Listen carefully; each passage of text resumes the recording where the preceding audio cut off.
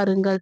மௌலூதில் ஏராளமான இணை வைப்பு வரிகளும், இரத்தத்தை கொதிக்க செய்து கோப கணைகளை கொப்பளிக்க வைக்கின்ற வரிகளும், பாடல்களும் நெடிகளும் கொட்டி கிடக்கின்றன. இதில் முகமது நபியை பற்றி அவர்கள் வர்ணிக்கும் போது, பாவங்களை அழிப்பவரே உங்கள் மீது சலாம், கவலைகளை அகற்றுபவரே உங்கள் மீது சலாம், இழிவூட்டும் சிறு பிழைகள் யாவும் பொறுப்பது தாங்கள் அன்றோ, அழிவேற்படுத்தும் வன்பிழைகள் அனைத்தும் பொறுப்பது தாங்கள் அன்றோ, எண்ணில் நிகழும் பெரும் பிழைகள் யாவையும் மன்னித்து அருள்வீரே. இவை அனைத்தும் சுபஹான மௌலிதில் உள்ள வரிகள். அல்லாஹ்தான் பாவங்களை மன்னிப்பவன். அல்லாஹ்வின் அருளில் நம்பிக்கை இழந்து விடாதீர்கள்.